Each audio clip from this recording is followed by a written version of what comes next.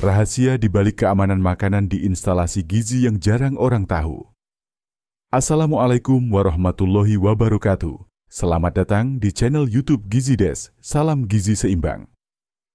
Hai guys, selamat datang kembali di channel YouTube Gizi Des. Hari ini kita akan bahas mengenai keamanan makanan di instalasi gizi. Pernah nggak sih kamu penasaran bagaimana makanan yang kita makan di restoran, di kafe catering, atau di rumah sakit bisa tetap aman dan bebas dari bahaya? Rahasianya ada di sistem yang disebut HACCP atau Hazard Analysis and Critical Control Point.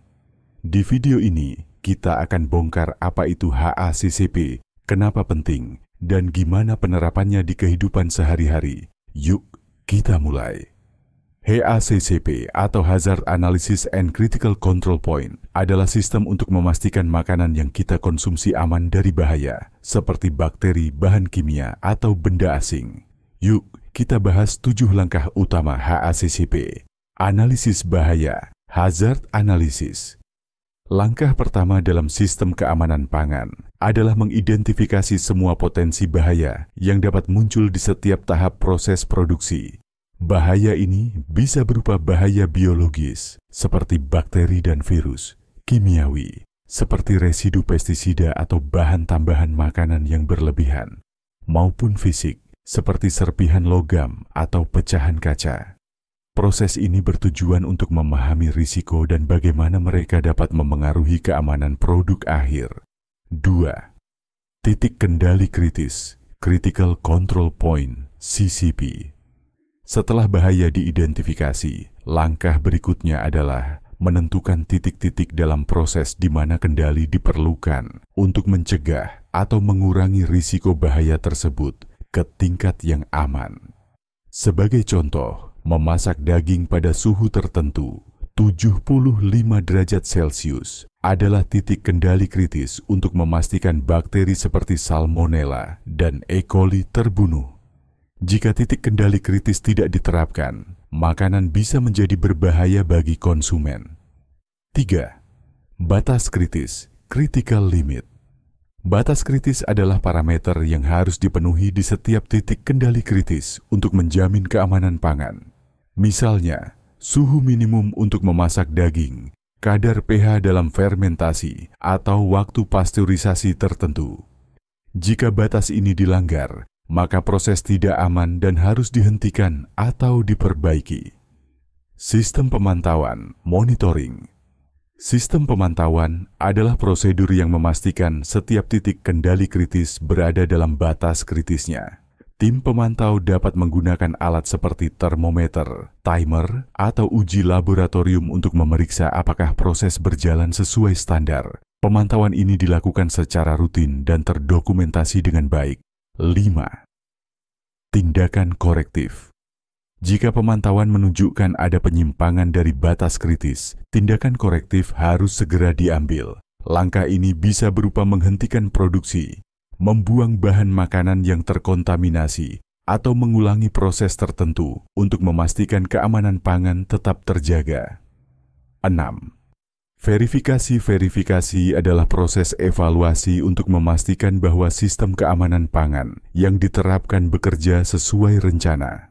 Verifikasi bisa melibatkan audit internal, pengujian laboratorium, atau review prosedur. Tujuannya adalah memastikan bahwa setiap langkah yang diambil benar-benar efektif dalam menjamin keamanan makanan. 7. Dokumentasi pencatatan semua proses adalah elemen kunci dalam sistem keamanan pangan. Dokumentasi mencakup analisis bahaya, titik kendali kritis, hasil pemantauan, tindakan korektif, dan laporan verifikasi. Catatan ini penting untuk melacak kejadian jika terjadi masalah, memenuhi standar regulasi, dan memberikan bukti bahwa proses dilakukan dengan benar. Sistem ini sering digunakan dalam konsep HACCP, Hazard Analysis and Critical Control Points yang merupakan standar internasional untuk memastikan keamanan makanan di industri pangan. Manfaat HACCP 1. Menjamin keamanan produk makanan. HACCP memastikan bahwa produk makanan yang dihasilkan aman untuk dikonsumsi. Sistem ini menganalisis dan mengendalikan bahaya potensial seperti kontaminasi biologis, kimia, dan fisik. Dengan mematuhi HACCP, risiko produk yang berbahaya bagi kesehatan konsumen dapat diminimalkan. 2. Meningkatkan kepercayaan konsumen cenderung lebih percaya pada produk dari produsen yang menunjukkan komitmen terhadap keamanan dan kualitas makanan. Dengan menerapkan HACCP, perusahaan dapat memberikan jaminan bahwa produk mereka diproses dengan standar keamanan tertinggi. 3. Memenuhi persyaratan regulasi di berbagai negara. Banyak negara mewajibkan penerapan HACCP untuk industri makanan dan minuman. Dengan mematuhi sistem ini, perusahaan dapat memastikan bahwa mereka memenuhi standar regulasi lokal maupun internasional, sehingga mempermudah akses ke pasar global. 4.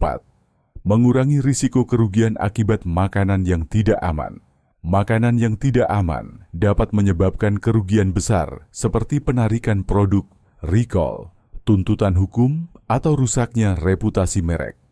HACCP membantu mengurangi risiko ini dengan mencegah masalah sebelum terjadi, sehingga dapat menghemat biaya dan melindungi bisnis. Aplikasi dalam industri HACCP sering diterapkan di berbagai sektor, termasuk industri makanan. Untuk produksi makanan olahan, makanan beku, dan produk siap saji. Industri minuman, untuk memastikan kualitas air, minuman kemasan, jus, dan produk fermentasi. Layanan makanan, restoran, catering, dan hotel menggunakan HACCP untuk menjaga keamanan pangan selama penyimpanan, persiapan, dan penyajian. Sistem ini berlandaskan standar internasional seperti Codex Alimentarius yang merupakan panduan global untuk memastikan keamanan pangan di seluruh dunia. Dengan mengikuti standar ini, industri dapat memenuhi ekspektasi konsumen dan otoritas regulasi dengan lebih baik. Keren kan?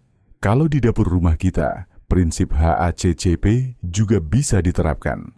Mulai dari cuci bahan makanan, simpan di suhu yang tepat, hingga memastikan masakan matang sempurna.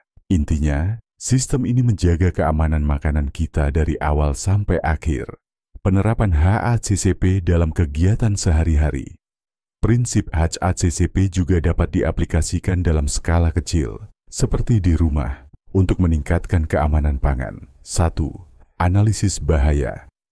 Identifikasi potensi bahaya saat memasak, seperti makanan basi, bahan mentah yang terkontaminasi, atau peralatan dapur yang kotor. 2.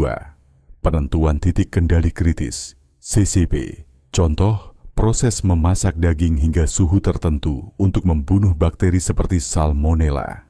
3. Menetapkan batas kritis. Contoh, pastikan suhu minimum memasak ayam adalah 75 derajat Celcius agar aman dikonsumsi. 4. Pemantauan. Gunakan termometer dapur untuk memastikan suhu masakan sudah mencapai batas aman. 5. Tindakan korektif. Jika daging belum matang sempurna, masak kembali hingga mencapai suhu yang aman. 6. Verifikasi periksa kualitas bahan makanan sebelum digunakan, misalnya memastikan tidak ada bahan basi atau kedaluarsa. Pencatatan, opsional di rumah. Untuk skala rumah tangga, pencatatan mungkin tidak diperlukan, tetapi bisa dilakukan untuk restoran kecil. Contoh penerapan praktis di rumah 1. Menyimpan makanan. Menyimpan makanan di suhu yang tepat sangat penting untuk mencegah pertumbuhan bakteri yang berbahaya. Simpan makanan di lemari pendingin dengan suhu kurang dari atau sama dengan 4 derajat Celcius. Pisahkan bahan mentah, seperti daging dan ikan, dari bahan siap saji untuk mencegah kontaminasi silang. Pastikan makanan beku disimpan pada suhu kurang dari atau sama dengan minus 18 derajat Celcius agar kualitasnya tetap terjaga. 2. Mengolah bahan mentah cuci sayuran dan buah-buahan. Ini menghilangkan kotoran, pestisida, atau bakteri yang mungkin menempel. Pisahkan alat-alat dapur.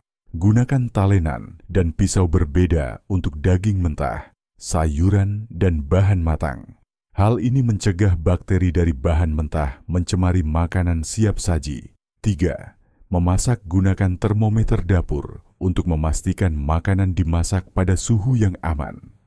Contoh, daging ayam harus mencapai suhu internal lebih besar dari atau sama dengan 75 derajat Celcius, sementara daging sapi atau ikan biasanya memerlukan suhu sekitar 60-70 derajat Celcius, tergantung tingkat kematangan. Pastikan makanan dimasak merata, terutama pada daging, telur, dan makanan berprotein tinggi lainnya. Keempat, pengelolaan limbah buang sampah dapur secara rutin untuk mencegah bau tidak sedap, pertumbuhan bakteri, dan menarik perhatian hama. Pisahkan limbah organik dan non-organik jika memungkinkan, agar lebih mudah dikelola.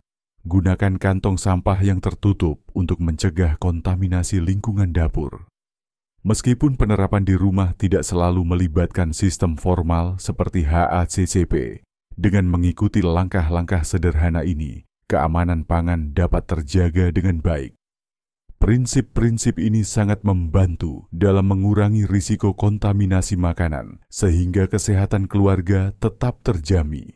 Meskipun efektif dalam memastikan keamanan pangan, HACCP memiliki beberapa kelemahan, terutama dalam penerapannya. 1.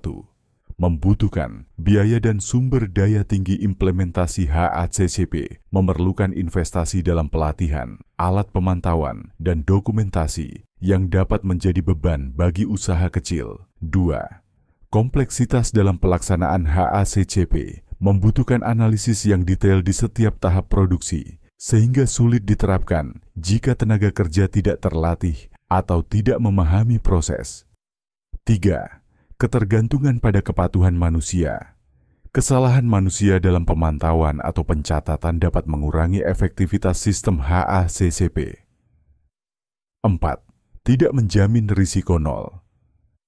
Meskipun dapat mengurangi risiko bahaya, HACCP tidak sepenuhnya menghilangkan risiko, terutama jika terjadi kontaminasi yang tidak terdeteksi. Keterbatasan dalam penerapan umum HACCP dirancang untuk sistem produksi yang terorganisir, sehingga sulit diterapkan dalam konteks rumah tangga atau bisnis informal. Jadi sekarang kamu udah tahu rahasia di balik keamanan makanan lewat HACCP. Yuk, terapkan prinsipnya di dapur rumah kita. Kalau kamu suka video ini, jangan lupa klik like, subscribe, dan nyalain lonceng notifikasi biar nggak ketinggalan konten bermanfaat lainnya.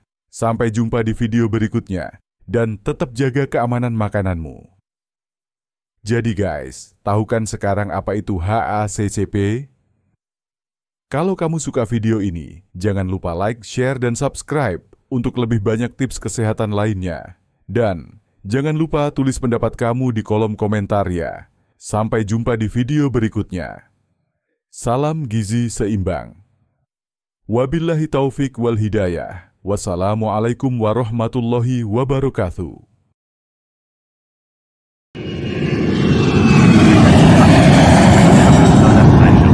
We hope you enjoyed the flight and have a nice day.